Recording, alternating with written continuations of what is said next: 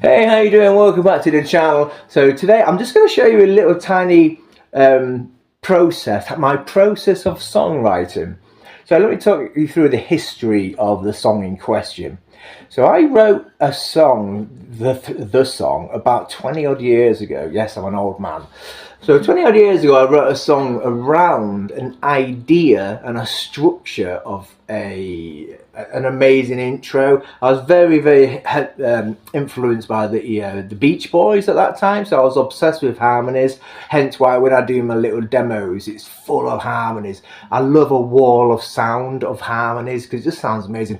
Queen, probably, I don't really like Queen as a band, they're a little bit wet for me, but I absolutely admire their musical knowledge and the way they play, but their harmonies, my god, there's no band better than Queen when it comes to harmonies.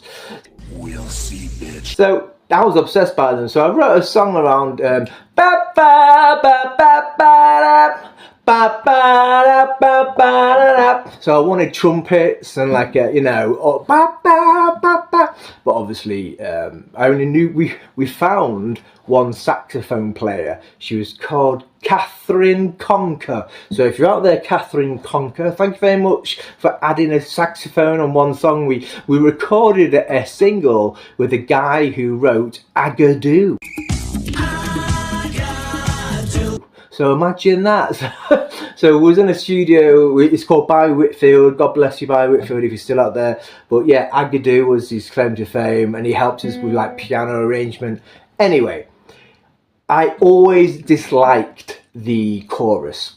So that was a big niggle for me. So 20 years later, I've come back to it and I thought, what would I do now as a songwriter? So I've reworked it. I've still kept the same intro. It's got a very Rolling Stones vibe, but then it goes into my vibe. So it's like I won't say stealing because it's not really stealing when it comes to music. You're influenced by other artists. So I've got a little bit of this, a little bit of that, all melded into one song.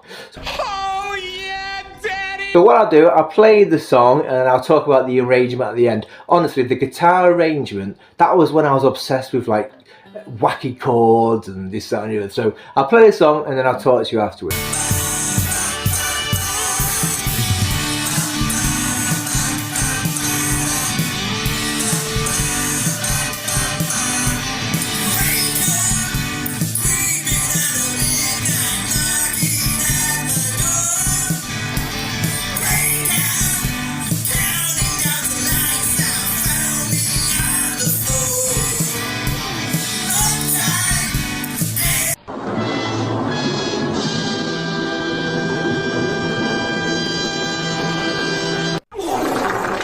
So as you can see, it's my throat's a little bit funny at the minute. I've got I'm taking some kind of medication that dries your body off, like your sinuses, and it makes your throat a little bit.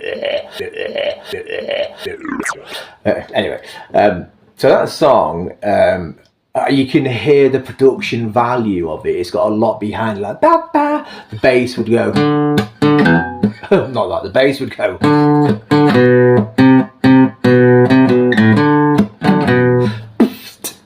So very like, it reminds me of like a swing song from the 20s. So the riff,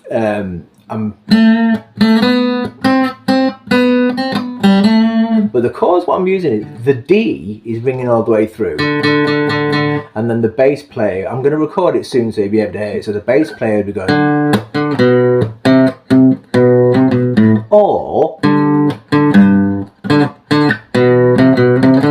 I don't know yet, it depends on it sounds better. Because the chords, what I'm doing with the chords is I'm playing a D and then I put my little finger here, look. And it technically it becomes a B minor, like a B minor shape. So I'm just playing the triad. But with a bass note ringing on, like a B minor has a D in it, well this has a D as the bass note. And then the next chord I play is this here. So that shape, the notes make a C added ninth. So a C with an added ninth, because it's not a 9, a C9 has a seventh in it as well. I'll talk about chords in a few more videos, like how we make them. So when it's an added, it means you have the third as well. Because you can also have a sus9 or sus this, sus.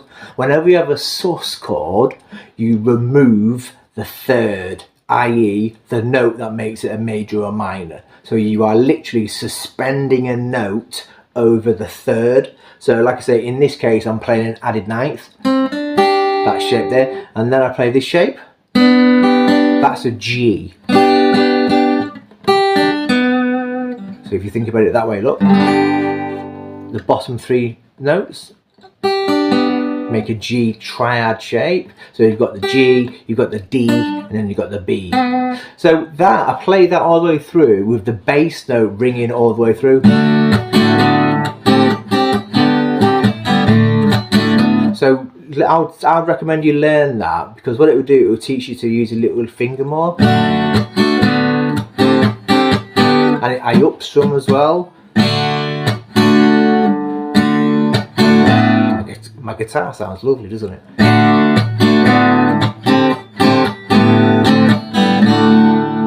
So yeah, so they're the chords. And then what I do on the little,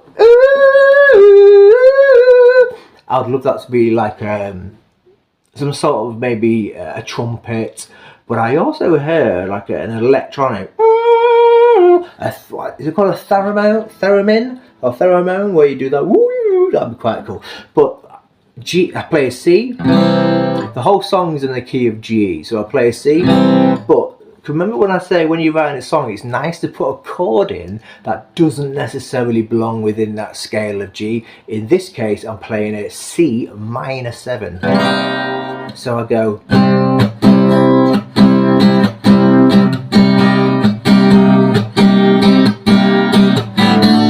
then back to the D for the chorus. Remember, if you follow my channel and you actually listen to what I'm saying, it would be lovely if you did. If you're singing and you're using the same starting note as the verse and the chorus, usually you need something to separate that gap. So like all my verses are around the D chord, right? And then my chorus is also around the D chord, because it plays a D, E minor 7 with a D in it, then it plays a C added ninth, which is a D again, so, and then a G. So a D is ringing all the way through the song. So to break it up, I use that C and then the C minor 7. That makes you go, ooh, you go, ooh, you go, ooh. That shouldn't really go there. Bass wise, what do it do? You'd probably play octaves.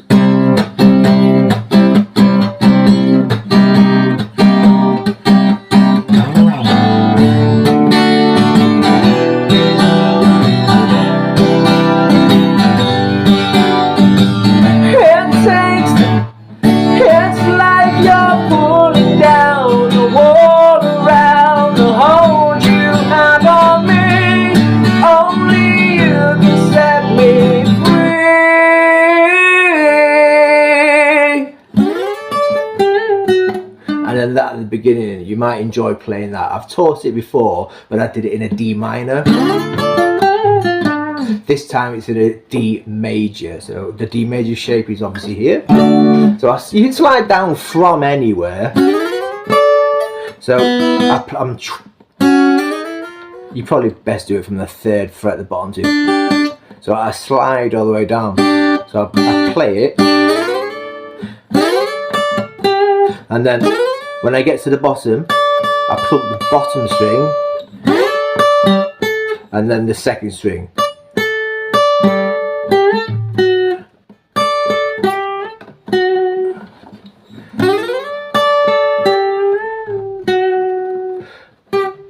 And then that's on the G string. Remember when I talked about the G string?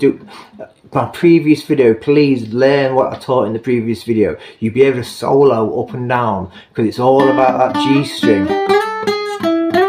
Learn where that G string is, and then you can go between box to box. Check out my previous video if you're not too sure. So again, what I'm doing is slow.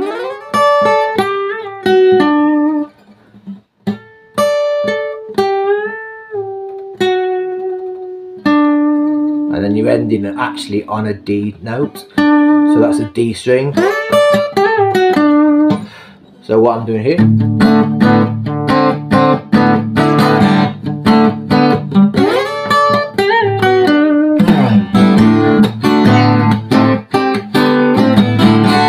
so that's it. Like I say, 20 years in the making, that bad boy, but I think I've nailed it.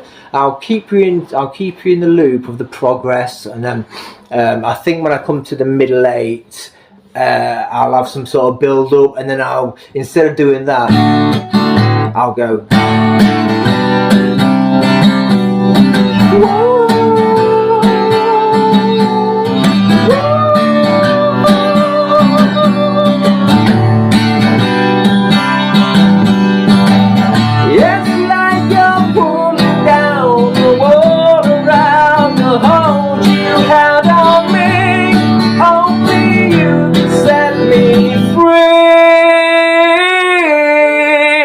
The light came one night when I did that. Well, thank you very much for watching. Oh, there you go, nice and brown. If you need any help with anything, my email is in my description section. As always, stay foolish and rock and roll.